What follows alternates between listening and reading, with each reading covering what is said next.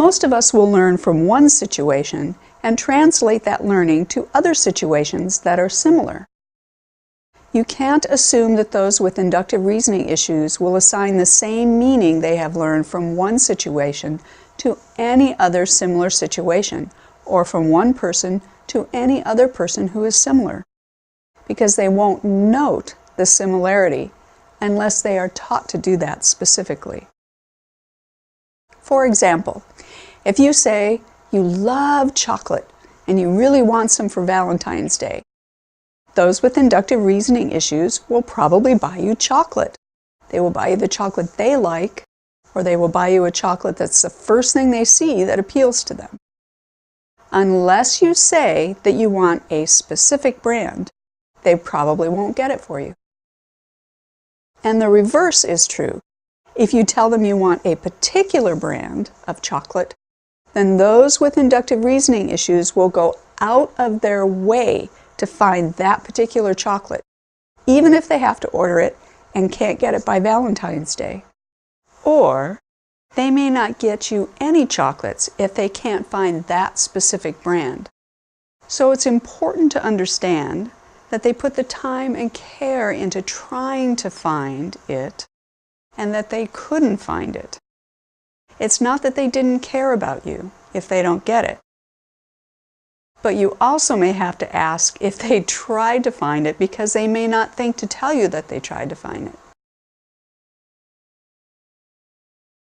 When those with inductive reasoning issues don't assign the same meaning to similar things, they won't think to buy you chocolates for any other holiday or other event.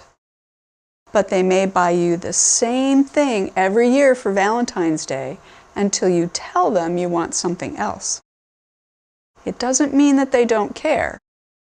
If they didn't care, they would do nothing.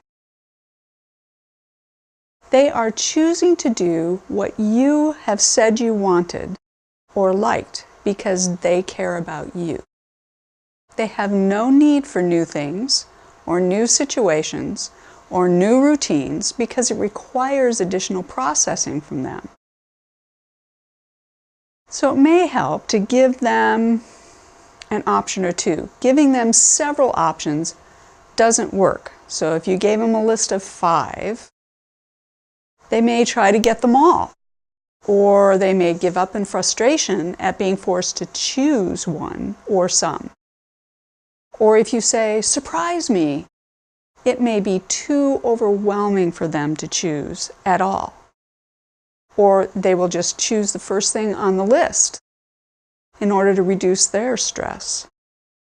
A choice between 2 things may work well. Then you get somewhat of a surprise, since you don't know which one you're going to get. It's not that they don't care. They just struggle with inductive reasoning and being on information overload most of the day. It's important to understand that the information stays specific to you and whatever you have talked about. They don't necessarily relate it to other situations or with other people. Unless they're taught a rule that most people like chocolates on Valentine's Day, they won't understand that.